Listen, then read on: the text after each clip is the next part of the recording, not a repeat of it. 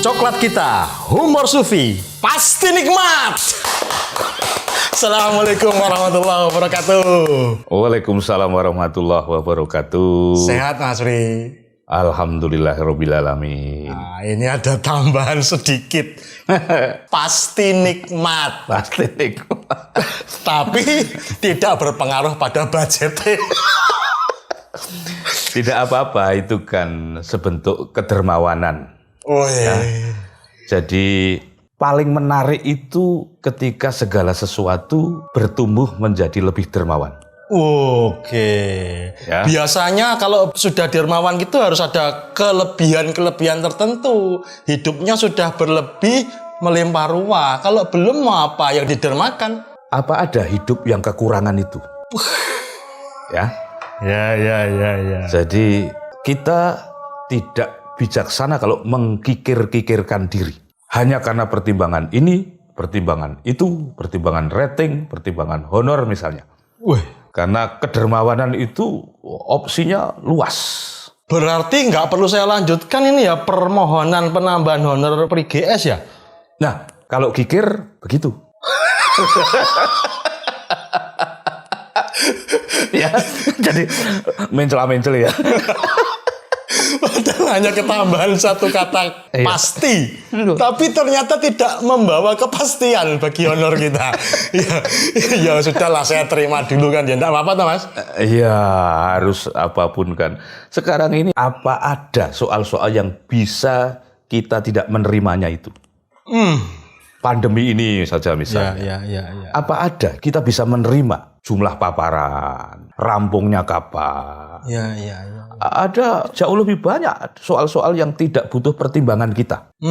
Untuk mereka tidak ngurus diterima atau tidak, disetujui atau tidak. Ternyata kita ini bukan siapa-siapa ya Mas ya dalam kehidupan yang demikian dahsyatnya ini ya.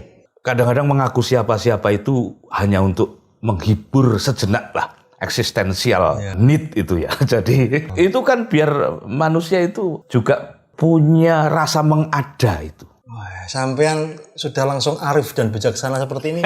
Bar kelegan opo? Lega apa ini? Apa ada orang yang tidak pernah lega itu? Repot. Tapi memang kalau saya itu diizinkan mengerucutkan seluruh persoalan hidup manusia menjadi hanya satu persoalan. Persoalannya adalah kita ini tidak terima. Nah, solusinya juga cuma satu sebenarnya.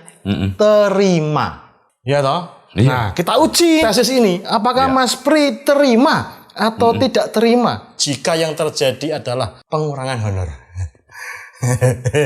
Saya teringat Sayyidina Abu Bakar. Wah, dong, Denny. Ya. Ketika juga mengalami opsi pandemi begini ini. Oh ya?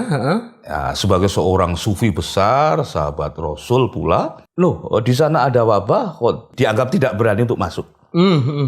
Oh, berarti beliau dianggap lari dari takdir Allah. Ya. Terus, aku lari dari takdir Allah, tapi untuk lari ke takdir Allah yang lain. Wah, jawabannya sempurna ini. Ya. Nah, soal honor pun begitu. Itu opsi. Nah, opsi kok milih dikurangi, ya pasti enggak, goblok itu namanya. Tapi Mas, kita ini kan masih makomnya tuh berkutat soal honor. Ya. Ternyata ada juga tokoh-tokoh yang bahkan sama sekali sudah tidak memperhitungkan soal itu. Bahkan seringkali tombok dan merelakan aset-asetnya untuk memperjuangkan pemikirannya, pergerakannya atas nama kemanusiaan. Ini kira-kira kita sampai level itu kapan ya Mas? Itu sebetulnya ada di dalam satu kata yang sampean sebut itu, perjuangan itu. Oke. Ya, di dalam konteks perjuangan itu logis, wajar, dan semestinya sebetulnya.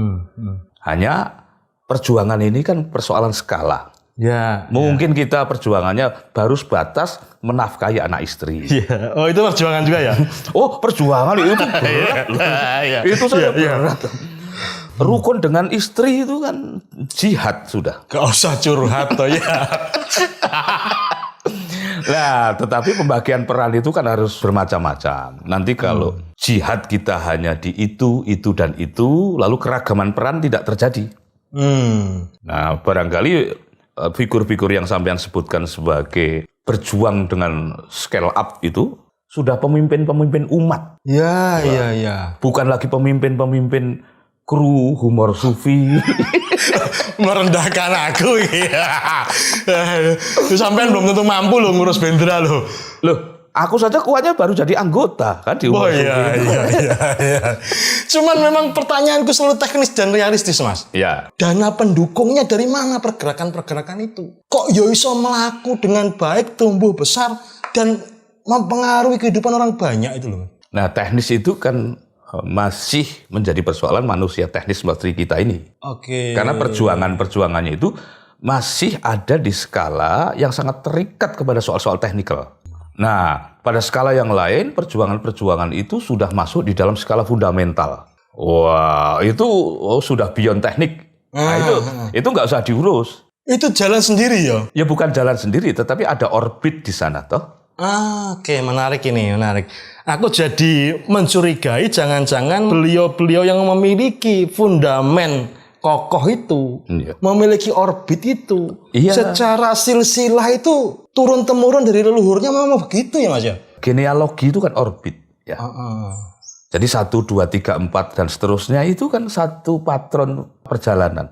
Di luar itu keluar dari orbit. Oke. Jadi orbit itu dalam konteks ini menjadi sangat kaya raya di semesta ini, penuh orbit kan. Jadi orbit humor sufi ada ya. Oke. Di komentar-komentar yang mengorbit di humor sufi itu kan kadang-kadang yang prihatin malah mereka. Misalnya begini. Iya. Acara sebagus ini kok yang nge-like hanya sedikit misalnya. Iya. Itu orbit sebetulnya. Maka orbit itu bukan soal jumlah, itu soal esensi. Kualitas bukan kuantitas ya. Karena isinya orbit itu sudah definitif. Di luar definisi itu tidak masuk orbit kan begitu. Nah, ketika ragam tokoh yang kita undang itu luar biasa variannya, sampai nggak khawatir toh dadi pakar segala. Kaya cacah sosmed lho iki nggo terus KP-KP dikomentari seolah-olah pinter dhewe di antara yang lain. Lah karena orbitnya memang di situ. Ya kan?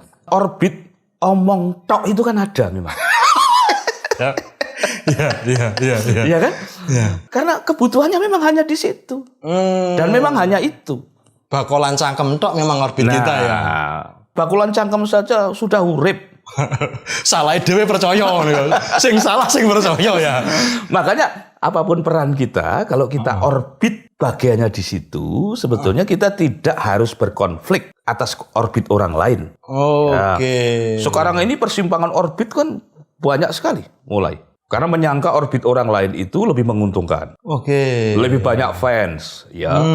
Lebih banyak hitung-hitungan ini itunya. Nah, godaan-godaan orbit ini akan mengacaukan atmosfer kesemestaan sebetulnya. Sampean cerdas banget ini pantes lo tak undang dadi narasumber humor sufi. Sekali-sekali gimana ya? Aku mau jadi narasumber itu loh. Aku lelah loh menjadi partnermu begini nih loh.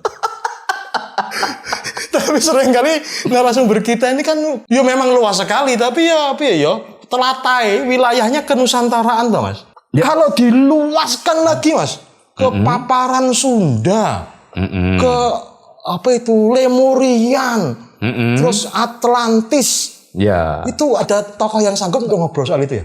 Banyak. Mungkin humor sufi ini dimandatkan untuk mengurus orbit-orbit semacam itu. Adiluhung berarti humor sufi ini? Ya gimana bisanya cuman itu kan? Kayamu. Kita itu mau remeh-temeh itu sulit sekali. Kita ini bisanya hanya adiluhung itu. Ya. Sebelum berlanjut ke makimu tak tes. Sampean tuh tahu apa tentang paparan Sunda lah, tentang Lemuria, tentang Atlantis, tahu apa sampean? Saya itu tahu tergantung apa yang ditanyakan. Ya, jadi pertanyaan itulah standar pengetahuanku. Maka di Facebook itu aku sering membuka forum kau tanya aku jawab itu. Jawabannya ngawur kabeh. Oh ngawur. Ya. Tapi untuk berani ngawur dengan bahagia itu sudah mandat yang lain lagi. Ngono ya. Ada ngawur karena benar, Ya. ada benar karena ngawur. Tapi nggak mungkin kok ngawur itu benar. Loh, ketika ngawur orientasinya bukan salah dan benar, itulah kebahagiaan. Oh, Ya. beyond saya. Iya. Beyond kebenaran itu kebahagiaan itu sendiri. Karena orang-orang yang bertanya kepadaku itu tidak butuh kebenaran. Iya. Mereka kalau butuh kebenaran, cari yang lain. Iya. Termasuk kepada tokoh-tokoh yang akan kita undang itu. Nah, kepada tokoh yang bisa memahami dunia yang jauh di peradaban lama ini, nanti kita berbagi peran. Oke. Saya akan bertanya satu persatu. Ya. Jenengan akan menantang satu lawan satu. Berani pora? Ya, tantangan yang bersifat menumbuhkan itu tidak usah dibikin-bikin. Karena ia harus menjadi pilihan ideologi hidup. Soalnya beliau ini sosok yang komplit, Mas. Pesilat, Ya, pakar psikologi, ya, peneliti sejarah, ya. terapi penyembuhan ya Mas. Nah, yang terakhir ini penting untukmu. Ya. Karena kesakitanmu ini hanya mungkin disembuhkan oleh penyembuh-penyembuh yang kelasnya seperti ini. Ya, aku mengalami ketergantungan honor aku. Soalnya biasanya kan tak ceritanya sih kayak suka duka nih. Iya. Cair itu belakangan. Iya. Dana talangan harus ada dulu. Sampean tuh sama sekali nggak ada empatinya. Mbok takon piye, Gus, piye butuh talangan pora Gus, mbok takon lho. Aku ini menderita sudah lama kok. Kok harus menderita ulang? Apa urusanku? Ya, kita akan bertanya kepada beliau ini dari berbagai sisi. Ya. Semoga juga menjadikan kita lebih dewasa, tidak hanya bergantung pada honor. Amin, amin. Nah, kita panggil beliau Kang Diki Zainal Arifin.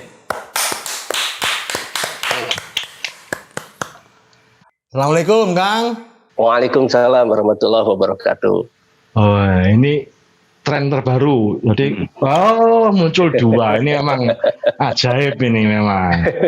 Bukan tren terbaru, itu sumber yang sudah cukup dunia akhirat. Itu angle-nya dua begitu itu. Oh, Ya. ya. Kalau kita ini kan monotrack, orientasi-orientasi kita itu masih ada di level penghasilan. Oh iya, kalau beliau Star Trek ya. Star Trek. Iya.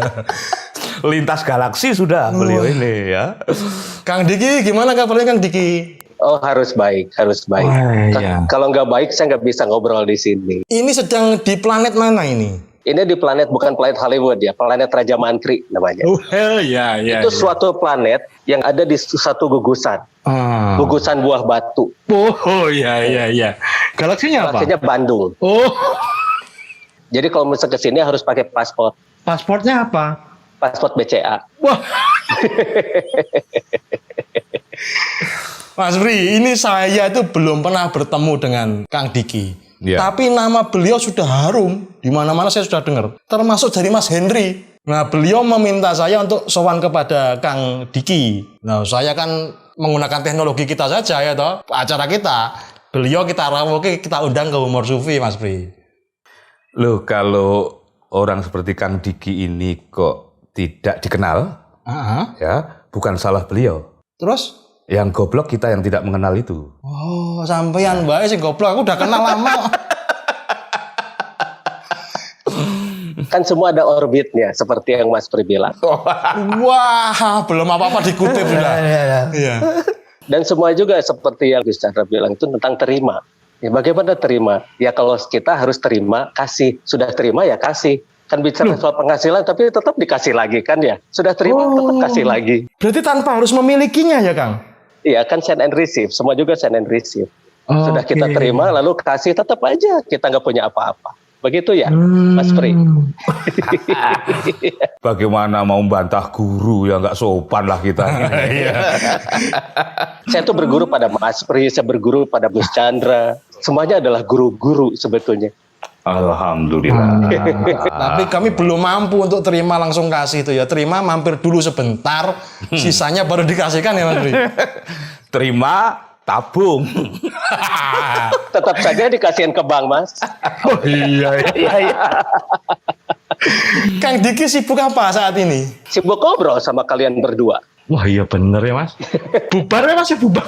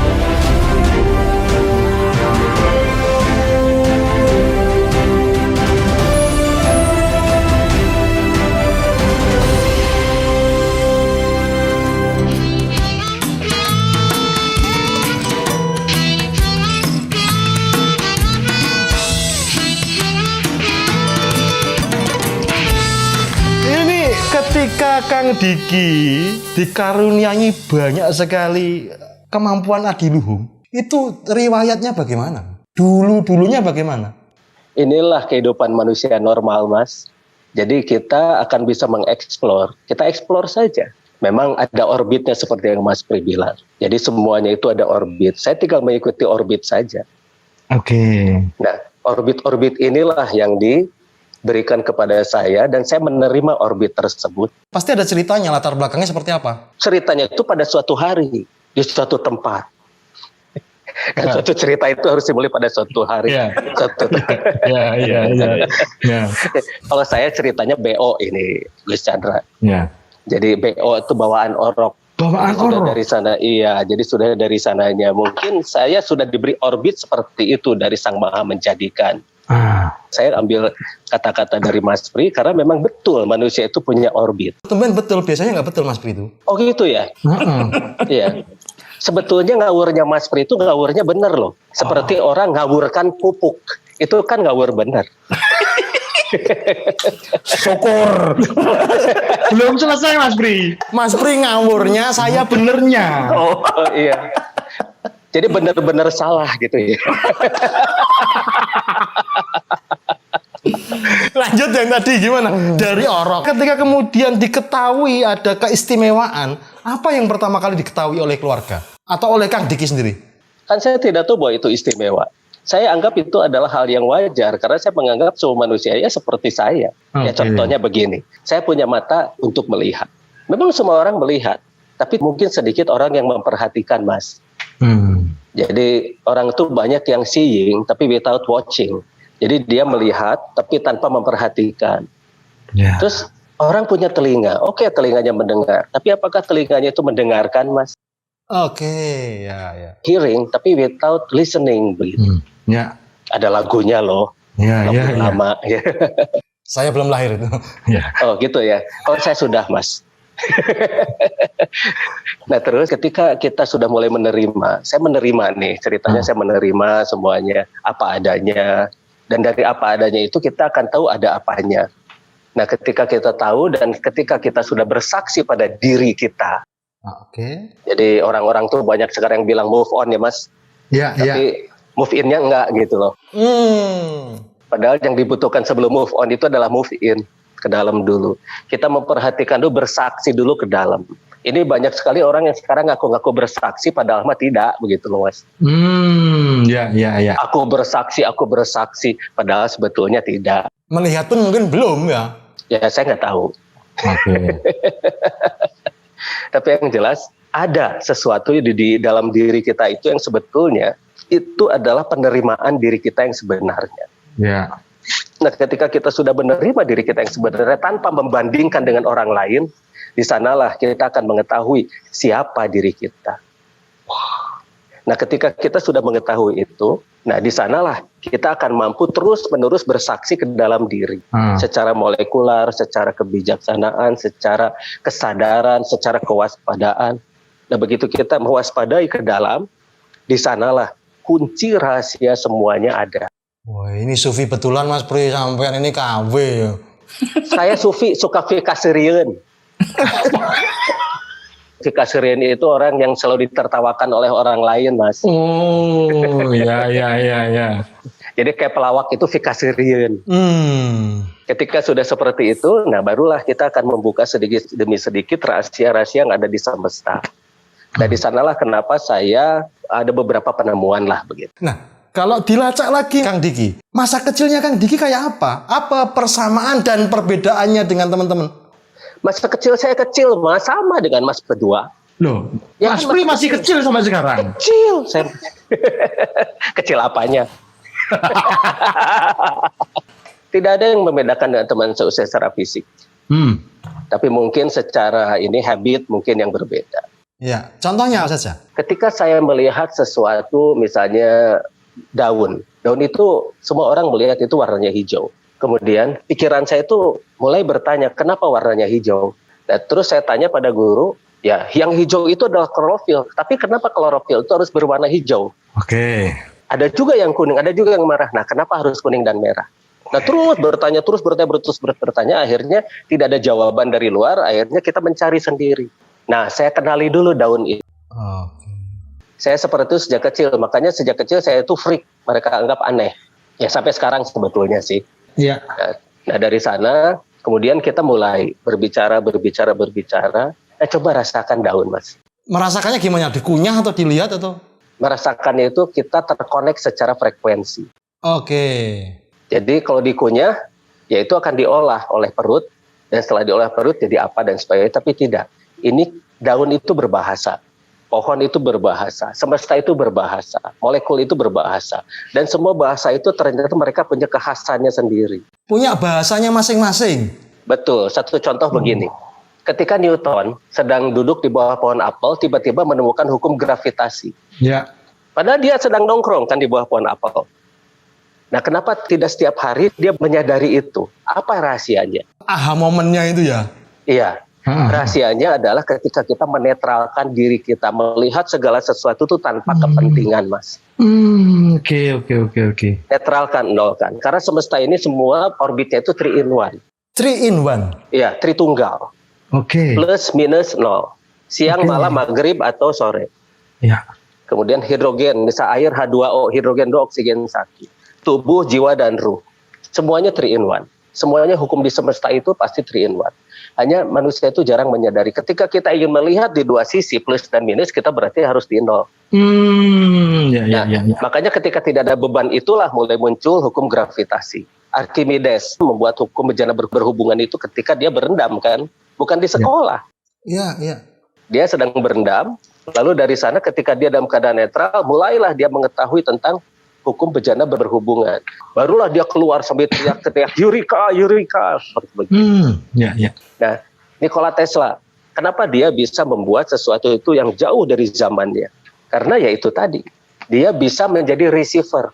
Padahal kita itu sehari-hari send and receive, Mas. Kita menghisap udara pun itu send and receive, menarik lalu membuang, menarik lalu membuang. Nah, itulah yang harus kita rasakan, makanya kita bisa mengenal semuanya. Iya. Sampai pada poin ini saya harus minta maaf sama Mas Pri. Karena ternyata yang kamu lakukan benar, Mas. Ngajak ngomong binatang, ngajak ngomong pohon, itu ada ilmunya, Mas. Cuman Mas Pri belum nyampe pada kesadaran. Masih jauh perjalanannya, Mas Pri. Ya. Mas Pri itu sudah sadar loh kalau saya lihat. Oh, udah. Hanya orang nggak tahu. Syukur. Mas Pri itu ganteng loh, Mas. Iya. Ya hanya orang nggak tahu kalau Mas Pri itu ganteng. Syukur. Mas Pri kalau meninjau sosoknya Kang Diki gimana? Paparan singkatnya aja sangat mendalam itu tadi. Ya karena Kang Diki memang dimandatkan ke jurusan itu. Jurusan-jurusan itu saya tidak tahu prosentasenya di negara ini. Karena biasanya negara-negara yang tidak terlalu mencintai, saya menyebutnya sebagai, jangan ditafsirkan merendahkan ya, tetapi ini peluhuran. local genuine itu ya. Local genuine, oke. Itu setiap bangsa kan kehilangan genuisitasnya. Ini berbahaya. Harus ada peradaban-peradaban besar agar keragaman itu sebetulnya ujungnya adalah konservasi kepada genuisitas. Ya. Kita butuh sosok seperti Kang Diki berarti ya. Loh, kita ini kan netral. Ya. Ya. Coba yang tidak netral pasti bisa musuhin beliau. Betul. Ya, Betul. Orang seperti beliau ini punya banyak fan, punya banyak musuh. Haters ya. Hater. Kita netral karena kita tidak cemburu, tidak iri dengan kecerdasan beliau. Kita sudah sadar kita nggak mampu. Kita sudah sadar kalau kita nggak punya yang diirikan. Iya. Tapi Kang Diki, saya juga mengalami fase memperhatikan daun. Cuman waktu itu saya pikir daun ini kan hijau saja cukup. Tapi kenapa Gusti Allah kok harus mengarsirnya? Ini Gusti Allah ini kurang kerjaan ini kayaknya. Itu kerjaan besar Gusti Allah malah. Justru. Gusti Allah itu maha besar, maha luar biasa, dan semuanya diberikan pada kita.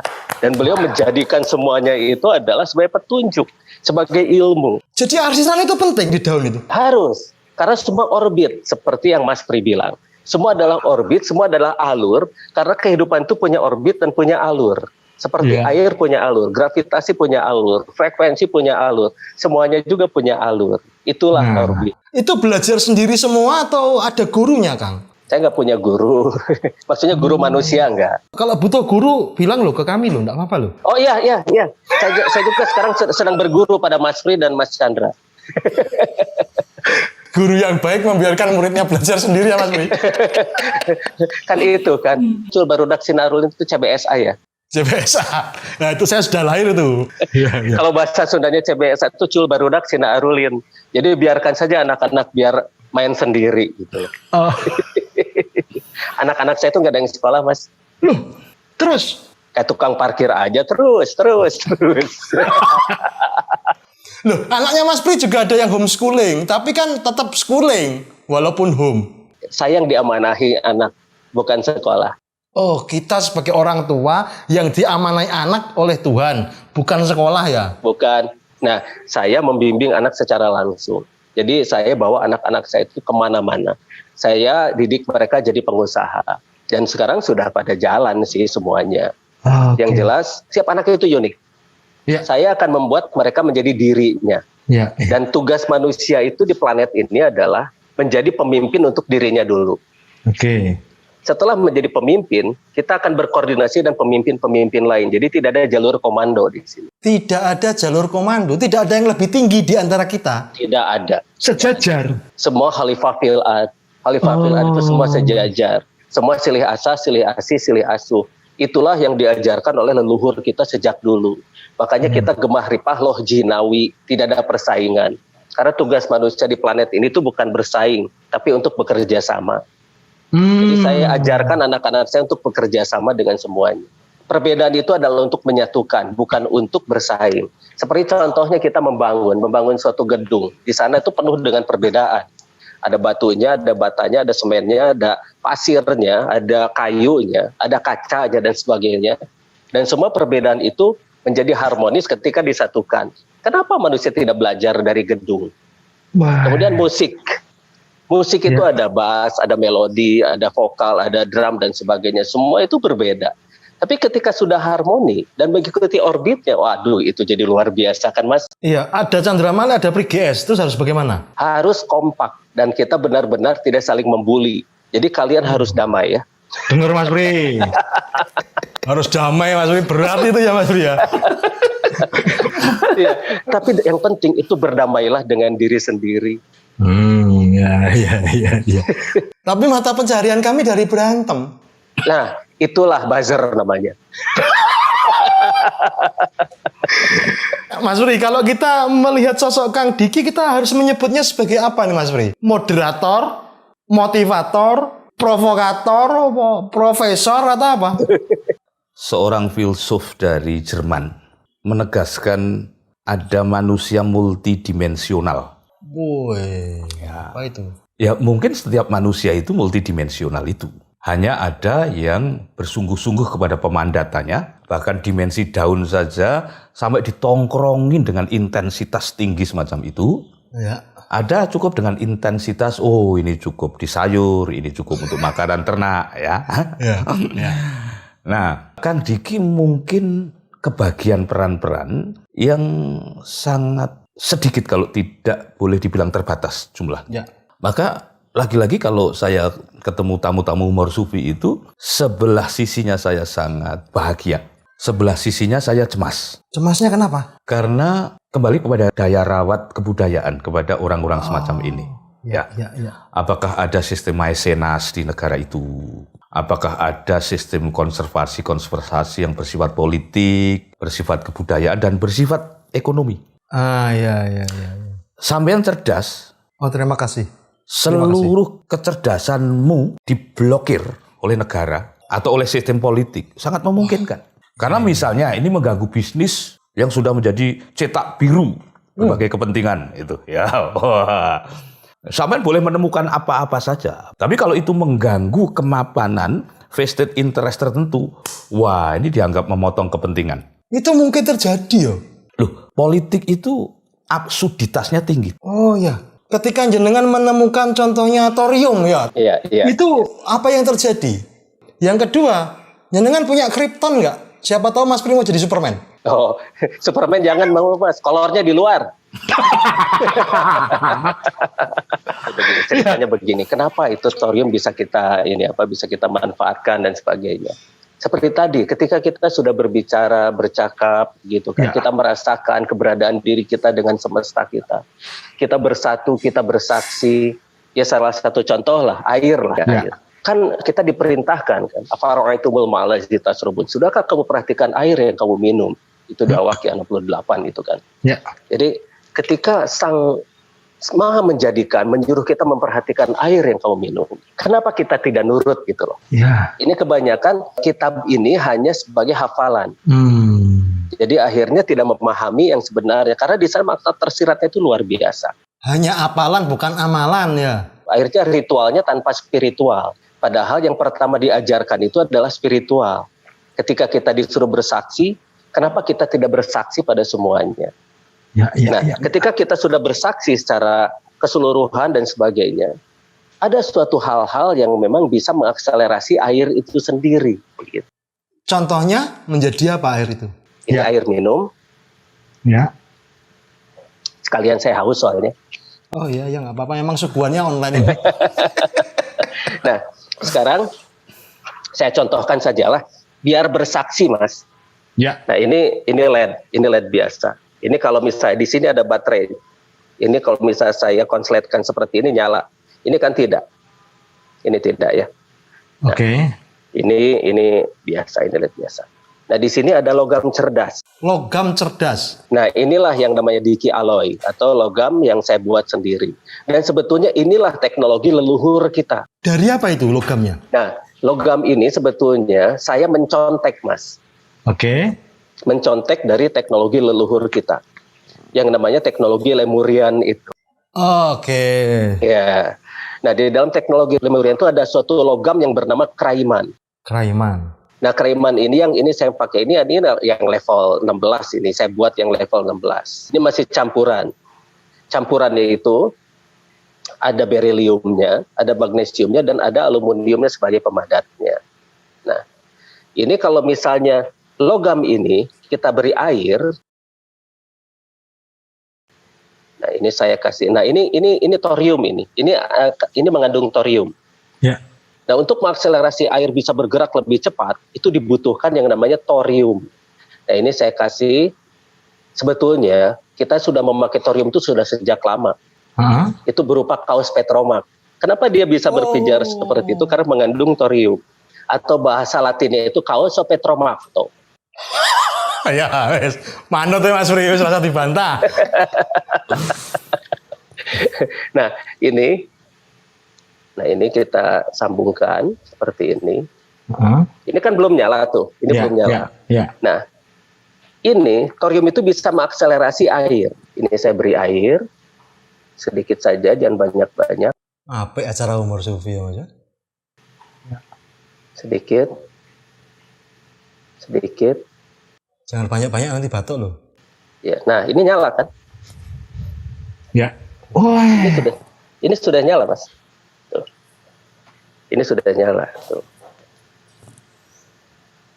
Ini saya cabut, tuh mati. Saya tempelin lagi, nyala dia. Itu bukan sulap, bukan sihir itu ya? Bukan sulap, bukan sihir, ini sains. Ya. Nah, jadi sebetulnya nanti air itu bisa jadi sumber energi. Ini sudah nyala, makin lama makin terang kan, Mas? Iya. Iya. Nah, bisa di sini nih, diperlihatkan di sini. Iya. Luar biasa. Nah, ini. Itu bisa terang sampai berapa lama usia thorium itu? Selama airnya ada. Bahkan kalau dibiarkan terus, ini bisa 27.878 tahun nyalanya. Wah. 27.878 tahun? Iya. Terus kenapa nggak digunakan ya ini teknologi ini? Ada undang-undang seperti tadi yang Mas Pri bilang, Undang-Undang Nomor 31 Tahun 64 yang melarang penggunaan uranium dan thorium. Karena Katanya mengandung radioaktif. Tapi ternyata kan terbukti orang-orang yang menggunakan kaos petromak tidak ada yang kesakitan. Iya. Itu punya daya setrum, tapi kita tidak tersetrum. Enggak, lihat ini. Ini kan saya pegang, dua-duanya saya pegang. Aman kan? Itu bisa dikirim ke Depok sama Semarang? Bisa dikirim. Ya. Iya, kita bisa nggak langganan listrik lagi, Mas Pri. Itu bisa untuk menerangi satu rumah penuh, Mas? Sebetulnya bisa, hanya yaitu tadi regulasi. Oke. Jadi kita harus menghormati regulasi lah. Terus Kang Diki menggunakannya untuk apa? Untuk edukasi bahwa ini bisa, akhirnya saya kerjasama dengan luar negeri akhirnya, tidak di Indonesia. Oh, iya. Mas Pri ini gimana Mas Pri kok berbenturan dengan regulasi, Mas Pri? Padahal untuk kemaslahatan bangsa dan negara loh. Kita ini sekarang krisis energi loh, Mas Pri. Iya. Kan persoalan sosial, persoalan ilmu pengetahuan itu tidak bisa sendirian tanpa sebuah persoalan politik. Karenanya persoalan sosial itu mudah ketika persoalan politik itu dibikin mudah. Ya, oke. Bukan memudahkan ya, tetapi dibikin mudah. Dengan orientasi-orientasi yang sudah jelas sebetulnya. Nah, saya tidak tahu apakah orang-orang seperti Kang Diki ini akan mengubah peta politik kita dalam bernegara. Terutama yang menyangkut ekologi. Ya. Terutama yang menyangkut pendidikan. Pendidikan yang tidak disupport oleh sebuah sistem politik yang berorientasi kepada pendidikan, ia bisa akan terancam menjadi bermacam-macam vested interest. Menjadi jualan seragam, jualan gedung. Oke. Makanya ada uang gedung tuh di Indonesia itu. Ya. Nanti kalau sekolah itu kesulitan juga ada uang genting, ada, ya. Iya. Nah, ini sebetulnya adalah sebuah dialog besar kebangsaan. Kalau kita mau mengangkatnya ke dalam skala kebangsaan. Berarti sampean sepakat pendidikan berbasis keluarga nih Mas Pri? Bukan sepakat atau tidak sepakat, itu sebetulnya sebuah kepedihan pilihan sebetulnya. Kepedihan pilihan. Karena sebetulnya sekolah itu harus menjawab itu. Kurikulum itu harus menjawab itu. Kurikulum ki apa kurikulum? Iya, itu kalau di Semarang kan, iya. Artinya jarak ya, itu bahasa Latin. Yang berarti kita harus tahu batas antara satu dengan tempat lain. Itu kalau dulu ketika zaman orang-orang Romawi kuno, dia berlari antara satu tempat dan tempat itu namanya kurikulum, yang berarti jarak. Nah sekarang kita dipakai untuk sistem pendidikan kita. Jadi betul kata Mas Pri itu. Loh, Mas Pri nggak tahu kok artinya kurikulum tadi? Enggak apa-apa. Aku mau menjawab begitu, tapi kan sudah ada Kang Diki. Tapi jangan-jangan justru kurikulum gitu yang membuat kita berjarak dengan pendidikan ya? Iya. Karena kemudian kan sekolah itu katakanlah ringkasnya tidak mengambil esensi yang kita inginkan. Terutama di mata orang-orang tua yang paham. Akhirnya anak-anak ditarik oleh sebagian kecil orang tua itu, kan begitu. Oh iya. Jadi itu sebuah kepedihan sebetulnya. Kalau kita berpikir secara dramatik ya. Tapi kita ini kan orang-orang baik hati. Baik hati peramah tidak sombong seperti Ruli abangku. Ya.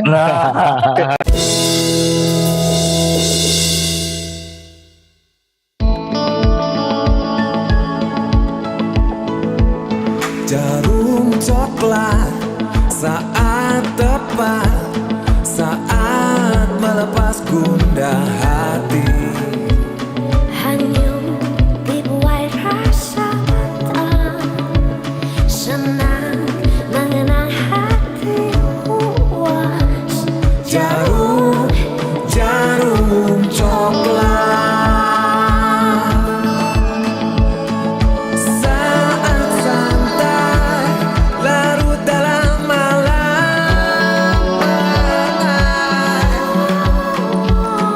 Suasana seimbang tepat, Jadi nikmat jarum coklat.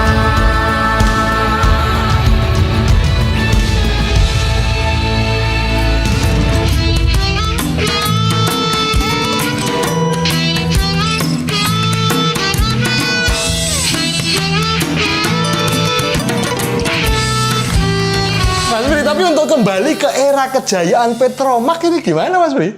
Ini aku apa Kang Diki, ini pernyataan yang sangat saintifik. Ya, Wah, Petromak. sampai nggak mungkin jawab soalnya yo. Ya, makanya itu aku tahu diri lah. Iya, gimana Kang Diki untuk kembali ke masa kejayaan era Petromak ini gimana terus? Bagaimana kok kejayaan yang jauh lebih jaya daripada Petromak? Apa itu? Nah, kejayaan bangsa kita yang sebenarnya, yang sudah gemah rempah loh jinawi sejak dulu, yang orang-orang luar itu datang pada kita. Tolong diceritakan itu, yang soal itu. Nah begini, sejak dahulu kita itu sudah gemah ripah loh jinawi. Semuanya sudah lengkap, semua sudah silih asah, silih asuh, silih asih dan sebagainya. Semua sudah sejajar. Semua sudah tidak ada lagi jarak antara satu orang dengan yang lain. Tidak ada yang namanya hierarki. Karena semuanya bekerja sama. Ya. Dan semuanya itu mandiri. Sebentar, Kang Diki, saya sangat curious kepada sejak dulu itu kira-kira batasannya mulai kapan, Kang Diki? Mulai 80.000 tahun sebelum Masehi. Oke. Jadi begini, ketika saya meneliti Gunung Padang, ketika saya meneliti peradaban-peradaban yang ada di Nusantara ini, atau Nusantara, ya, Nusantara itu bahasa Lemuriannya. Oke. Nuzan itu artinya orang-orang kepulauan, Zentra itu orang-orang yang ascending atau meningkat. Ra itu adalah bersama Sang Maha Pencipta dan Maha Menjadikan dan semesta universe. Jadi orang-orang dulu mengenalnya itu dengan nama Nusantara, yang sekarang menjadi Nusantara. Ada yang mengatakan itu Nusa Antara, yang mengatakan itu Nuswantoro, yaitu silahkan deh.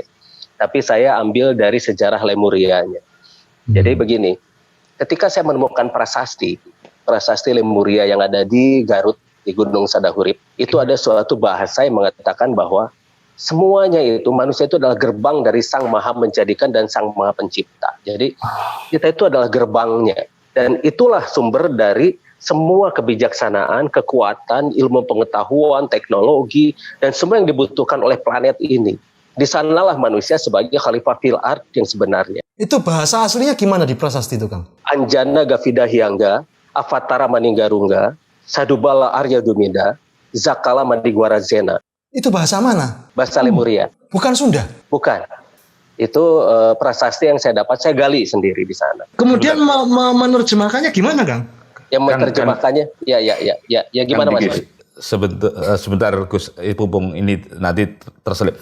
Kang Diki membaca prasasti itu lewat huruf apa? Lewat huruf Lemuria. Adakah contoh-contoh huruf Lemurian itu, Kang Diki? Ada, huruf Lemuria ada. Membacanya begini, Mas. Ketika manusia itu sudah bekerja sama dengan universe atau semesta, semestalah yang akan memberi petunjuk pada kita. Bagaimana cara membaca, bagaimana cara kita membuat karya nyata dari bacaan itu. Jadi selama ini banyak orang membaca, tapi orang itu hanya membaca hurufnya, tidak membaca maknanya. Sehingga orang itu tidak menjadikannya apa-apa.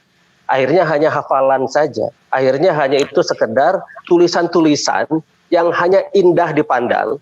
Dan seolah-olah bahwa itu ada filosofi-filosofi yang baik untuk kesadaran saja. Padahal di balik itu ada teknologi yang luar biasa. Sebelum Kang Diki, apakah ada yang sudah pernah menemukan huruf Lemurian dan membacanya? Atau Kang Diki penemunya? Ya, sayalah penemunya. Oke. Kalau penemu gitu kan, saya penemu. Makanya sampai sekarang saya bisa bikin teknologi-teknologi yang terus berkembang. Oke. Semestalah guru yang paling bisa dipercaya. Riwayat penemuannya bagaimana sampai kepada prasasti itu? sebetulnya semesta itu selalu memberikan petunjuk pada kita apabila kita mau membuka diri. Karena selama ini manusia itu tidak diajarkan caranya bagaimana bersatu dengan semesta. Makanya saya mengajarkan suatu trik atau cara yang namanya profiling universe. Bagaimana kita bersatu memprofile universe ini. Nah, saya bikin training untuk melatih itu. Ya, singkat kami di training, Kang. Beberapa menit, gimana caranya? Nah, caranya bagaimana kita mengikuti pola-pola universe yang ada di semesta ini. Jadi tubuh kita itu semua adalah detektor universe. Kita tidak memunculkan detektor universe-nya itu. Nah, itu harus dibantu.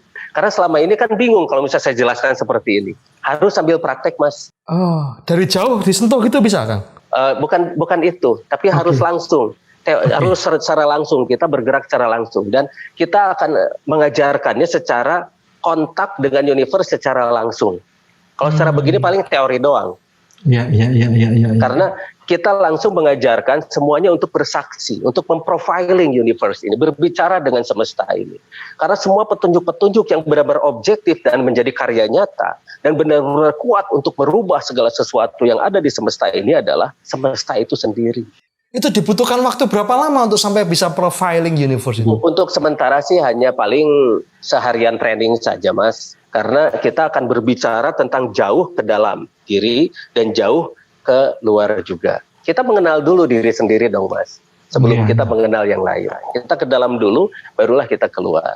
Nah, setelah kita mengenal dengan diri, kita akan mulai berbicara dengan universe itu. Kita merasakan dulu saja pergerakannya. Mungkin kita bisa merasakan bagaimana sih sebetulnya universe ini benar-benar bergerak, begitu kan. Kenapa sih ada yang namanya gravitasi? Kenapa planet ini bisa mengikuti terus berotasi dengan matahari? Ada orbitnya dan sebagainya. Yang mempertahankan orbit ini apa sih? Gitu kan. Energi apakah itu? Nah, kita bisa merasakan energinya, Mas. Nanti kita bisa merasakan energinya. Karena di tubuh kita pun ada energi itu. Tinggal bagaimana kita mulai menguatkannya. Karena tubuh manusia itu ada yang ngeblok, Mas. Ada yang ngeblok? Ngeblok namanya bakteri purba, namanya bakteri clad. Di sel mitokondria manusia itu ada satu bakteri purba yang namanya clad. Nah, bakteri itulah yang pelan-pelan kita kikis sedikit demi sedikit sehingga kita akan menjadi manusia yang sebenarnya. Beliau ini pengikutnya ribuan loh, Mas Pri. Ora baen-baen. Nah, setelah itu semua yang belajar ini tuh sudah bisa merasakan sendiri. Karena setiap manusia pada fitrahnya itu bisa. Fitrahnya belajar menjadi bisa ya? Mempelajari. Oke. Karena kalau belajar dia hanya sekedar imla saja. Di depan itu belajar. Tapi kalau mempelajari itu lebih dalam lagi. Iqra itu ya? Iya, Iqra. Oke. Membaca itu bukan hanya membaca sekedar membaca tulisan. Tapi dia benar-benar membaca, mempelajari semuanya secara mendalam. Karena semestalah petunjuk yang sebenarnya. Ketika menemukan prasasti itu sejarahnya gimana peristiwanya? Sampean mimpi, sampean mendengar sesuatu, sampean apa? Apa yang dialami? Enggak, yang dialami adalah frekuensi. Jadi kita bisa mengikuti frekuensi dari semesta itu. Ikuti saja kemana. Seperti kita mencari yang namanya peradaban-peradaban yang ada di bawah tanah. Setiap manusia itu punya petunjuk. Setiap manusia itu ada unsur tanah, unsur air, dan sebagainya. Dan semua terkonek dengan semesta. Begitu terkonek itu langsung ada petunjuknya di sana titik tertentu ada prasasti gitu. Seperti kita mencium baunya ikan peda atau ikan asin. Nah, kita kan penciuman kita bisa membedakan, oh ini ikan asin. Dari mana sumbernya? Begitu. Hanya ini bedanya frekuensi. Iya. Nah, akhirnya saya ikuti terus, akhirnya ketemu. Kemudian seperti di Bali. Di Bali kita bisa menemukan banyak tempat-tempat yang memang energinya sangat kuat. Kemudian di Jawa Barat juga. Ke Mesir juga saya sampai ke sana. Kemudian ke Jepang, ada suatu temple dan sebagainya. Kita menemukan sumber energinya di mana dan sebagainya. Jadi saya memang keliling dunia. Karena tugasnya ya untuk kemana-mana itu. Karena sekarang sedang ada COVID dan masih banyak. Nah itu sebetulnya. Nah untuk COVID ini saya juga sudah ada itunya untuk mengantisipasinya. Setahun yang lalu saya sudah buat, karena ini sudah terbaca sebelumnya, Mas. Ada petunjuknya? Ada petunjuknya. Sebelum terjadi? Sebelum terjadi. Wow. Jadi, saya bikin akhirnya itu obatnya. Tapi begitu saya upload di YouTube, langsung YouTube hapus itu dalam waktu 1 minggu. Nah, seperti yang tadi Mas Pri bilang, ketika yang namanya orang-orang menemukan hal-hal semacam begini, ada beberapa kebijakan dari perusahaan-perusahaan atau kartel-kartel yang besar, dan ini adalah ancaman. Ketika ini sudah menjadi ancaman, ini akan mereka blok dalam bentuk regulasi-regulasi. Ya contohnya, ketika energi sudah dari air seperti ini, itu kan jadi sangat murah. Orang tidak bisa lagi menekan orang lain dengan menggunakan yang namanya jualan energi. Ada lagi, ketika petunjuk dari semesta itu bagaimana mengobati diri sendiri, bagaimana menyeimbangkan diri sendiri. Penting itu. Gimana tuh, Kang? Itu kita harus mengenal dulu bagaimana diri, karena tiap orang itu punya kekhasan, tiap orang itu unik, dan tiap orang itu ketika sudah mengenal dirinya sendiri, dia akan bisa menyeimbangkan segala sesuatu yang ada di dalamnya. Itu menjadikan dia tidak pernah sakit. Sakit, tapi dia bisa mengobatinya. Karena setiap manusia itu kadang-kadang suka kelelahan juga kan dia. Jadi dia bisa sembuh secara cepat lah. Misalnya begini, ketika diserang bakteri, ketika dia dalam keadaan kelelahan kan itu bakteri bisa menyerang ke dalam. Ketika dia diserang virus, ketika dalam keadaan kelelahan bisa dia stres misalnya. Karena ditekan berbagai macam yang namanya deadline dan sebagainya. Di sanalah manusia itu akan turun kekebalan tubuhnya. Ya virus, bakteri itu bisa masuk. Bahkan racun-racun dari makanan halal sekarang itu, kan sekarang dihalalkan dulu, bukan ditoyibkan dulu ya Mas. Iya.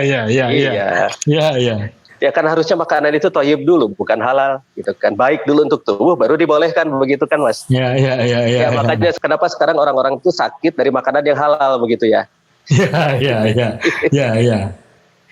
Nah, saya akhirnya bikin itu makanan-makanan yang toyib. Saya bikin yang namanya Zentriazan, suatu komunitas yang membuat segala sesuatunya itu menjadi toyib, begitu untuk baik untuk tubuh, itu baik dulu untuk tubuh. Jadi jangan dibolehkan dulu sebelum itu baik, begitu loh. Masih sekarang dibalik-balik gitu loh. Mas Pri, jenengan kalau berargumen, bernarasi kan panjang lebar seolah-olah memang paham betul. Ya. Padahal ngapusi. Cocok. Kalau lihat beliau konsistensinya dengan segala keterangannya yang rigid itu dengan baik itu, ini klaim sepihak itu porsinya seberapa, Mas? Saya sudah dengan bahasa metafisik kalau memahami Kang Diki ini ya. Wah. Kalau dengan bahasa tekstual bisa edan saya. Bukannya dari dulu edan? Setengah. Iya. Mumpung kita ketemu Kang Diki, tolong bangsa ini terutama kalau tidak bangsa ini juga kami ini dulu. Tolong Gus Chandra ini diberi ruang yang ingin saya konfirmasi pada Kang Diki itu soal klat itu. Iya. Klat ini pemberatnya ke kejiwaan, fisik, atau keduanya Kang Diki? Dua-duanya. Dua-duanya. Dua-duanya. Kalau keduanya, prosedur seperti apa yang harus kami tempuh dan bisa Kang Diki ajarkan setidaknya juga untuk kami ini. Begini, saya jelaskan dulu tentang bakteri kladnya ini. Ya. Sebetulnya di tiap tubuh manusia itu ada suatu bakteri yang menjadi bawaan. Di mana bakteri itu di dalam sel mitokondria, di dalamnya itu yang paling dalam. Nah itu ada suatu bakteri menghambat si energi manusia. Ini ada penelitian tahun 87, Ken and Wilson. Jadi di 1 cm kubik sel mitokondria manusia itu tanpa yang namanya bakteri klad ini, itu bisa menghasilkan listrik 200.000 volt. Jadi bayangkan, Mas Chandra, Mas Pri, dengan dicolokkan yang namanya set itu ke sini, yang namanya steker ke dalam Sini, ya? itu bisa menghidupkan satu kota. Yeah. Itu caranya kita harus mulai mengikis klad ini. Caranya itu adalah dengan mengatur yang namanya asupan oksigen ke dalam tubuh kita, mengatur, dan itu dibutuhkan yang namanya latihan. Meditasi, Kang? Bukan hanya itu saja, kita butuh hal-hal yang lain. Karena sebetulnya fisik itu, seperti tadi yang Mas Pri bilang, itu secara metafisik pun itu ada hubungannya. Dan ketika akselerasi sel tubuh kita itu sudah menguat, itu akan berhubungan dengan yang namanya pola pikir kita pula. Karena sel otak kita itu akan mulai aktif. Bayangkan sel otak kita yang aktif cuma 2,5%, Mas. Wow, Mas Pri malah setengah. Itu kamu malah nggak pakai otak kadang-kadang. Kalau begitu namanya bukan Pri GS lagi, tapi Primata. Tapi ngombe. Kasih tau ngombe. Bismillahirrahmanirrahim. Alhamdulillahirabbil alamin. Assalamualaikum. Saya sambung. Maka Kang. Ya. Lanjut. Nah, jadi ketika itu sudah mulai terakselerasi dengan baik dan benar, kemampuan manusia itu akan terus meningkat. Sehingga manusia itu akan mampu berpikir dengan baik lagi. Makanya tadi secara fisik dan secara kejiwaan, terus secara pengetahuan dan mental pun manusia itu bisa terkonek dan dia bisa punya kemampuan yang lebih. Nah, kemampuan lebih inilah yang akan bisa merubah sesuatu. Berarti bakteri klatmu membesar, Mas Pri. Kemampuan berpikirmu berkurang. Loh, terus ini bakteri klat ini siapa yang menemukan, Kang? Nah begini, ini cerita dari awal. Sebetulnya cloning itu sudah diketahui manusia sejak manusia itu ada. Oke. Karena cloningan pertama itu adalah Siti Hawa. Ah, Kan dari rusuk. ya, kan? ya. Iya. Dan manusia itu adalah alien di planet ini. Wih. Bayangkan, Adam itu kan didatangkan dari luar ya ke sini ya. Oke. Kan bukan ya. penduduk asli planet bumi kan dia. Nabi Adam Oke, itu ya. ya. Iya. Nah, jadi sebetulnya kita ini banyak yang di-clone dan itu banyak yang dirubah. Kenapa yang namanya manusia itu cerita-ceritanya itu dulu-dulu itu banyak yang luar biasa dan sebagainya. Apa yang terjadi pada masa sekarang? Nah, si Kladje itulah yang semakin lama semakin membesar, semakin banyak. Apa yang menyebabkannya? Makanan-makanan, satu. Oh, Kedua, atmosfer. atmosfer. Ketiga, pola hidup. 4, stres dan sebagainya. Jadi banyak sekali hal yang membuat si Klad itu semakin lama semakin membesar. Dan tahukah bahwa segala sesuatu itu ada yang mengaturnya. Mengaturnya itu bukan Sang Maha Menjadikan, bukan. Tapi manusia sendiri yang membuat hal ini terjadi. Makanan yang tidak sehat, yang mengandung pengawet misalnya. Ya. Makanan-makanan yang asjad atau asal jadi. Makanan-makanan yang penting enak tapi tidak bermanfaat. Makanan-makanan yang halal tapi tidak toyib. Nah, itu semuanya itu menyebabkan si bakteri itu semakin lama semakin membesar, membanyak. Akhirnya terhambatlah manusia. Ya, ini tidak hanya benar omongannya, Mas, tapi iya, apa-apa ya, Mas, mengingatkan kita pada makan yang baik, pola hidup yang baik ya. Nah, terus yang kedua, frekuensi. Frekuensi seperti ini tuh membuat gangguan juga ke tubuh kita. Oke. Bayangkan, handphone itu kan menggunakan gelombang mikro atau microwave. Ya. Coba dilihat di BTS. Coba kita simpan ayam di depan antenanya. Itu matang, Mas. Wah. Makanya kenapa sekarang seolah-olah bumi ini kenapa sih semakin panas? Ternyata itu dari itu semua. Jadi teknologi manusia. Sebetulnya dari dulu itu teknologi yang sangat canggih itu sudah ada. Tapi sekarang kalau misalnya kita mau buat lagi, nah itu membutuhkan yang namanya peralatan-peralatan yang memang sejak dulu itu sudah dikembangkan. Nah itu makanya sekarang saya buat satu persatu. Perlahan-lahan saya buat satu persatu. Tapi tantangannya luar biasa banyak. Itu luar biasa banyak tantangan. Itu yang terjadi apa? Sehingga kita mengalami kemunduran peradaban. Lihat, seolah-olah teknologi itu maju. Padahal sebetulnya tidak. Dulu mungkin Mas Pri atau Mas Chandra itu dengar bahwa manusia itu bisa melakukan ini, ngobrol dari jarak jauh secara pikiran gitu, atau telepati. Telepati. Ya. Padahal sebetulnya itu ada semacam nanoteknologi yang diimplankan di otak kita, Mas. Siapa yang mengimplan? Mengimplannya itu adalah kaum-kaum leluhur yang mengetahui persis teknologi tersebut. Dan karena begini, coba lihat nanti di internet bahwa ada satu reaktor nuklir yang sudah berumur 1,7 miliar tahun di Gabon. Jadi sejak dulu yang namanya teknologi itu sudah luar biasa. Nah kalau misalnya Nabi Adam atau Adam itu gurunya adalah Allah, mungkin nggak bahwa dia itu bisa bikin teknologi canggih? Ya sangat mungkin. Allah mengajarkan segala sesuatu. Betul. Makanya kenapa dia bisa mengkloning dirinya kan ya dari rusuk jadi yang namanya perempuan. Itulah kenapa kita tidak pernah jauh-jauh membahas hal itu. Hanya sepintas-pintas saja. Akhirnya kita hanya didoktrin dan didogma. Lalu akhirnya kamu harus yakin, kamu harus iman, kamu harus percaya. Akhirnya manusia sendiri menurunkan yang namanya arti iman itu sendiri. Di downgrade iman itu di downgrade. Jadi arti iman itu hanya sekedar kamu percaya. Padahal sebelum iman itu harusnya bersaksi dulu. Seperti ini tadi. Orang mungkin, oh ini Kang Diki katanya bikin baterai dari thorium. Itu kan baru katanya. Nah setelah melihat sendiri itu namanya bersaksi. Nah setelah bersaksi barulah kita secara mata pun melihat dan secara ini pun semuanya terlihat. Jadi akhirnya itulah yang namanya iman. Akhirnya kita beriman, bersaksi lalu beriman. Ini enggak, kita dipaksa hanya sekedar percaya. Karena iman itu bukan hanya percaya. Tapi iman itu dari exploring. Nah ketika kita sudah mengexploring lalu kita mulai bersaksi. Nah di sanalah kita mulai bisa meningkatkan diri. Dan ketika kita sudah meningkatkan diri, di sanalah kita jadi manusia. Wow, manusia paripurna, al-insan al-kamil. Nah harusnya begitu. Mas Pri ini seiring sejalan dengan pemahaman agama nggih Mas? Ya sebetulnya kalau kita mau rendah hati, apa yang tidak agama itu sebetulnya? Ya. Oh, Karena agama itu aturan gawe manusia. Dan agama itu diturunkan oleh suatu zat yang maha menjadikan. Dan sang maha menjadikan itu selalu berbicara tentang keniscayaan. Keniscayaan inilah yang tidak akan bisa dibantah. Jadi kalau masih bisa dibantah, berarti itu bukan buatan dari sang maha menjadikan. Ya, tidak terbantahkan kebenarannya. Betul. Jadi seperti kalau siang itu terang, orang tidak akan ada bisa protes. Manusia hidup dari oksigen, itu orang tidak ada yang protes. Manusia butuh makan, orang tidak ada yang protes. Yang semua sepakat, yang semua melihat sendiri, yang semua merasakan sendiri, itulah keniscayaan. Dan kalau misalnya suatu agama atau aturan gawe manusia yang tidak sesuai dengan keniscayaan, mohon maaf, sepertinya itu bukan dari sang maha menjadikan deh. Oh iya. Nah, tapi ketika panjenengan menghasilkan temuan-temuan baru, temuan berikutnya, pasti akan berhadapan-hadapan dengan dunia intelektualitas, dunia akademisi, dunia yang sangat ketat rumusan-rumusannya, sehingga harus memenuhi kaidah mereka, yang jika tidak memenuhinya maka dianggap bukan penemuan ilmu pengetahuan. Ya, apakah itu penting? Itu tidak penting, Mas.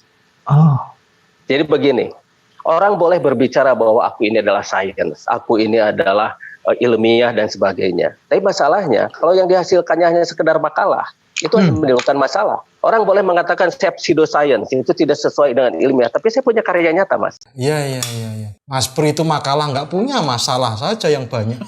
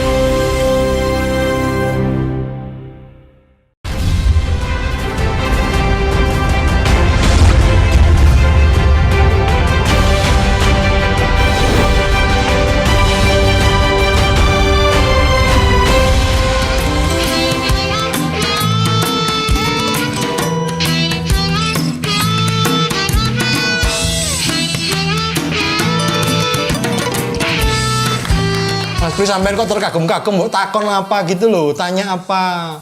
Klat itu sangat prinsipil sebetulnya kedudukannya untuk menyehatkan bangsa, ya Kang Diki ya. Ya, betul. Jangan sampai kita punya Kang Diki, kita sudah diiming-imingin pesonanya, lalu kita tidak diizinkan untuk ngicipin. Yang saya persalahkan nanti malah Kang Diki. Karena mempersalahkan orang lain itu lebih mudah daripada mempersalahkan diri sendiri. Nah, dirimu sendiri Mas Pri. Lah, memang maksud saya begitu. Iya. Masalahnya begini, saya mengajarkan semuanya pada orang-orang yang memang dia mau menerima. Tapi ketika mereka tidak mau menerima, itu sudah saya tidak urusan lagi. Itu pilihan. Oke, tidak memaksakan ya. Ya tidak, karena manusia itu hidup dengan pilihan-pilihan. Sang Maha Menjadikan itu sudah lengkap memberikan segala sesuatu pada kita. Tinggal kita memanfaatkannya. Tapi manusia itu banyak selalu saja merasa bahwa ini nggak lengkap loh dari Sang Maha Menjadikan. Kata orang Sunda itu artinya ngalelengit. Nah, tak? Ngalelengit itu artinya dia itu seolah-olah merasa bahwa dia masih belum diberi apa-apa oleh Sang Maha Menjadikan. Oh, tidak bisa bersyukur. Iya, kalau bersyukur sering mungkin. itu nggak pernah itu teman saya itu. di Indonesia apa Mas Pri? Mas Pri ini menyenangi akar giginya gitu. Wah, akar gigi, jenggot itu akar gigi. Mas Pri mau tanya apa? Kita kan juga sering tuh diiming-imingin banyak kekayaan-kekayaan yang hanya berakhir sebagai kontroversi itu. Ya. Ya, dulu ada air laut bisa untuk bahan bakar mobil. Ya. Terus Indonesia tidak menemukan pelajaran apapun selain kontroversi dan persoalan-persoalan yang agak politis di sana. Iya. Lalu ada penemuan ini yang begini, begitu. Iya. Nah, saya lelah kepada sebuah konfigurasi semacam itu di dalam konteks sosiologi kebangsaan ini. Iya. Nah, saya usul saja Kang Diki, apa tidak penting kita tidak usah berhadapan-hadapan dengan negara, dengan kapitalisme, dengan sebuah kepentingan-kepentingan global. Kita buat tanah perdikan saja. Oh iya. Ya. Saya pernah bikin itu, Mas. Ya. Namanya Lemurian Village. Wah. Jadi ceritanya begini. Betul itu tanah perdikan. Jadi Lemurian Village itu, jadi semuanya sudah saya bikin free energy.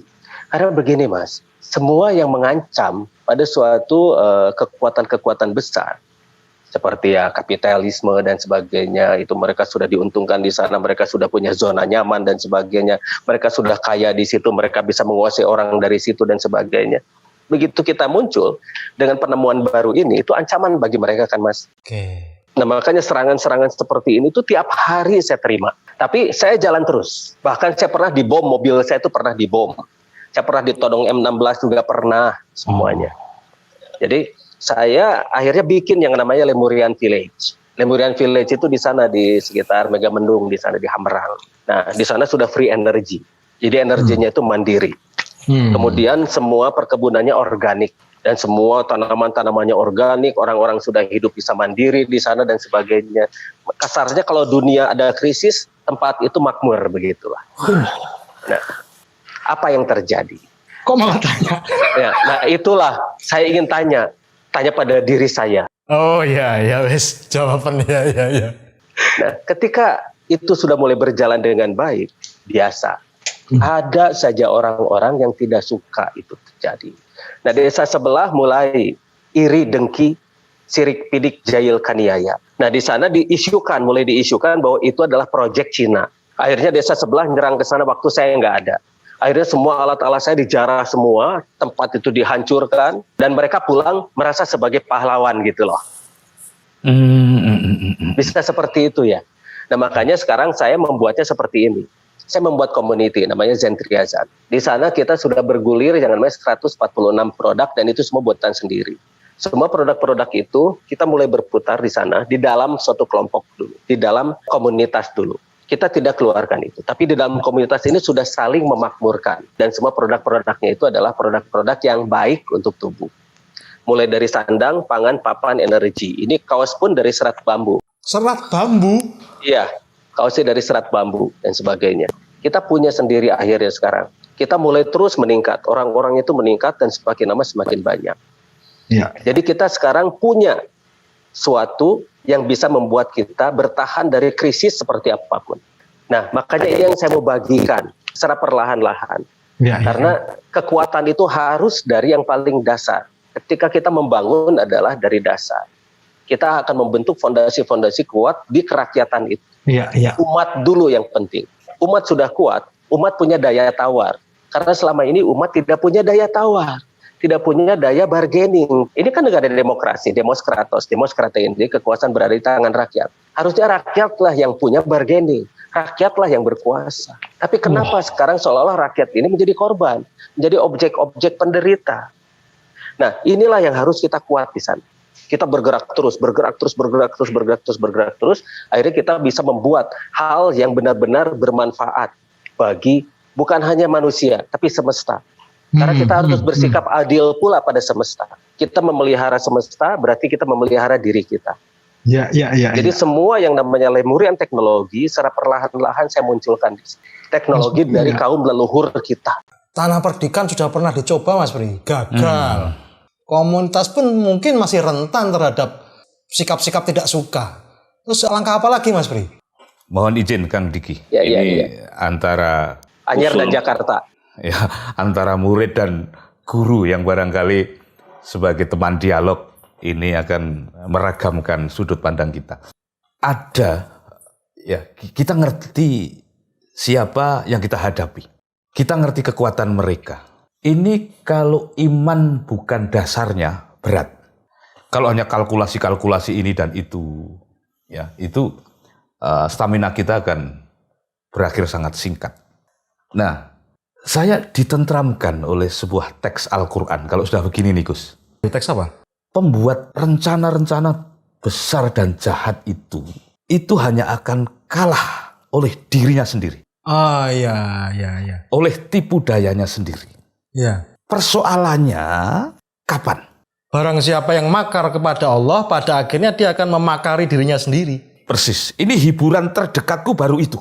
Saya tidak bisa membayangkan bagaimana seorang Diki Zainal, ya, kepalanya ditodong F-16 itu. Oh, F-16 itu pesawat Mas, F-16. Biarin aja, enggak apa-apa deh. Ya. Itu. Mau jelek-jelek itu saya rawat itu. Ya kan cuman beda huruf. Ya, wes. Ya. Tetapi itu kan sebuah kontradiktori yang dramatik gitu ya. Hanya kepala saja. Kepala itu pistol saja cukup sebetulnya hanya untuk menakut-nakuti itu. Iya. Seberapa banyak kita punya stamina bahkan untuk Kok ngeheng? Lah, ngeheng ini. Sabotase, itu memorian Oh, iya. sabotase. seberapa banyak kita punya stamina. Baleni, Oke. heng. Seberapa tahan kita kepada tekanan-tekanan bahkan rasa takut itu sendiri. Karena sebuah modal yang begini besar, keberanian kita diganggu saja, lenyap kecerdasan ini. Ya, Terus Kang Diki ini manajemen ketakutannya seperti apa? Karena ini penting untuk membuat indikator-indikator soal waktu itu. Ya, kalau kita digertak langsung mandek ya Mas ya. Oke, begini Mas. Takut itu kan permainan pikiran Mas. Takut itu manusia yang membuat ketakutan itu sendiri. Jadi sebetulnya takut itu adalah permainan pikiran ketika kita membayangkan sesuatu hal yang belum terjadi. Ketakutan manusia sebatas apa sih paling jauh? Mati Mas. Dan sekarang dibuat ketakutan-ketakutan baru. Setelah mati itu bagaimana dan seterusnya kan ya. Akhirnya komoditas manusia menguasai manusia yang lain adalah komoditas ketakutan itu. Dan sekarang pun film-film horor laku Mas. ya. Ternyata ketakutan itu bisa dijual. Nah, untuk memanage itu semua, kita hidup hari ini dan detik ini. Oh, oke. Itu yang nyata pasti bagi kita ya. Iya, oke, saya ditodong. Kita hadapi. Oke, mobil saya dibom. Ya itulah resikonya. Orbit inilah yang terus kita mengikuti. Saya mengambil kata-kata Mas Pri tentang orbit. Kata-kata luar biasa itu, tuh sahabat Iya. sekali keluar tuh. Iya, Mas Pri itu sebetulnya orang bijaksana. Sebetulnya. Sebetulnya, hanya orang-orang tidak tahu.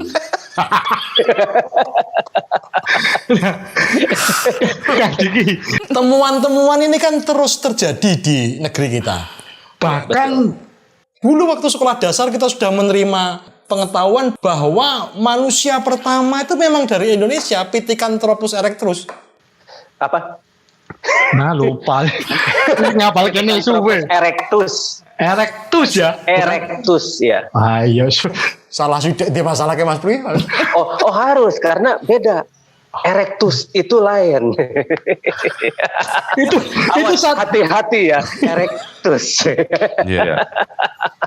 Itu beda lagi dengan ereksi loh itu Gus. apa itu aku nggak paham, aku belum cukup umur itu.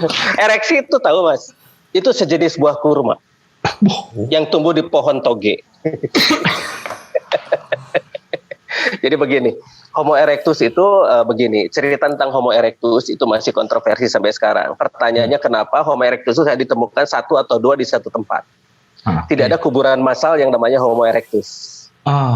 Seperti Pithecanthropus, Paleojavanicus dan sebagainya itu yang ditemukan di Jawa. Beda dengan Ursus miligensis atau yang namanya ketra. Nah, beda lagi dengan yang namanya ras-ras yang lain yang namanya homo-homo itu. Ya. Nah, jadi sebetulnya manusia itu luar biasa di sini. Kenapa? Manusia seperti kita dengan yang namanya Homo erectus itu seolah-olah ada missing link. Sampai sekarang penyambungnya kan belum ditemukan ya. Ya. Coba tanya ke mereka, kenapa ini masih di sini? Kenapa ini begini? Bagaimana kalau sebetulnya Homo erectus itu bukan dari sini? Tapi dari Luar. gitu ya. Karena manusia sendiri kan bukan penduduk asli planet bumi, Mas. Kan didatangkan ke sini ya. Iya, manusia sendiri adalah alien. Kita ini Homo sapien. Itu didatangkan juga kan. Homo sapien itu apa ya, Kang? Iya, yang suka makan sapi. Homo sapien itu kita. Kita ini yang Homo sapien, ada Homo erectus dan Homo sapien. Nah, Homo sapien itu yang seperti Pithecanthropus erectus dan sebagainya. Ada Homo sapien seperti kita yang sudah berubah menjadi seperti ini lah. Kita ini ganteng-ganteng dan sebagainya. Kecuali Mas Pri. Nah itu kecuali katanya Mas Pri, balikin lagi dong, balas dong. Kalau dibully itu balas dong Mas Pri, jangan diem aja pasrah. Bukan pasrah Kang, saya ini kan sudah sampean sebut sebagai orang bijaksana. Jadi ya. Oh iya. Yang sebelahnya masih bijak sini ya Mas. Ya. Manajemen tadi ketakutan itu sendiri begini. Ketakutan itu permainan pikiran. Jangan biarkan pikiran kita merekayasa hal-hal yang belum terjadi. Seperti orang takut ketinggian. Tidak ada sebetulnya orang yang takut ketinggian, Mas. Tidak ada. Yang ada orang yang takut ketika jatuh dari ketinggian itu, itu mendarat dari ketinggiannya. Orang membayangkan ketika jatuhnya, jadi dia gamang, gitu kan. Orang takut hantu misalnya. Nah orang tuh membayangkan ketemu hantu. Tapi bagaimana kalau misalnya orang-orang yang tidak percaya hantu. Begitu melihat hantu beneran, misalnya dia kuntilanak, orang pakai long dress. Itu tante-tante pakai long dress putih, cuek aja. Atau misalnya ketemu yang namanya pocong. Lemper besar gitu kan. Gini Kang Diki, maksud dari pertanyaan saya tadi, di negeri ini kan sudah teramat banyak penemuan-penemuan yang menunjukkan kita memiliki silsilah bangsa yang luhur, yang tinggi. Betul. Tadi Pithecanthropus erectus di Sangiran, kemudian yang terbaru Gunung Padang. Ini kan menggegerkan dunia internasional. Sebenarnya lacak jejak dari Kang Diki terhadap temuan-temuan itu tuh menunjukkan apa sih? Kita ini bangsa yang bagaimana? Kita ini bangsa yang aheng, kata orang Sunda itu, bangsa yang luhur. Memang asalnya yang dari peradaban itu dari kita. Seperti satu contoh, ada seorang peneliti, dia dokter yang membuat buku Eden in the East, Stephen Oppenheimer mengatakan bahwa asal DNA itu ya dari sini. DNA itu asam deoksiribonukleid, unsur-unsur yang membentuk tubuh manusia. Dari sini? Dari sini. Terus ada lagi Arisio Santos yang meneliti bahwa Atlantis itu ya di sini. Nah, ketika saya meneliti Gunung Padang itu saya membentuk tim yang namanya tim terpadu riset mandiri. Nah di sana itu diteliti sampai Gunung Padang itu ternyata setelah di carbon dating itu luar biasa. Itu 15 meter dari permukaan itu di atas 20.000 tahun sebelum Masehi. Terus ke bawah lagi kan membangun itu dari bawah Mas, bukan dari atas. Pasti lebih tua lagi. Dan di Gunung Padang itu di tomografi dan sebagainya. Di dalamnya itu ada apa dan sebagainya itu kelihatan semua. Nah dari dulu teknologi kita itu leluhur kita itu sudah sangat luar biasa Mas. Hanya teknologi yang tinggi itu tidak terlihat. Misalnya nanoteknologi yang bisa mengakselerasi sel mitokondria manusia sehingga bisa menjadi lebih kuat. Itu orang mengenalnya hanya sebagai pusaka-pusaka saja. Ini jimat, ini pusaka. Padahal sebetulnya itu ada nanoteknologinya di dalam yang bisa mengakselerasi sel mitokondria manusia. Sehingga manusia itu bisa menjadi kuat, bisa menjadi hebat dari sana itu. Oke, jadi jimat ini bukan tahayul ya, bukan khurafat, bukan musyrik ya? Ya, begini, musyrik itu ya itu sih kita serahkan pada masing-masing orang lah.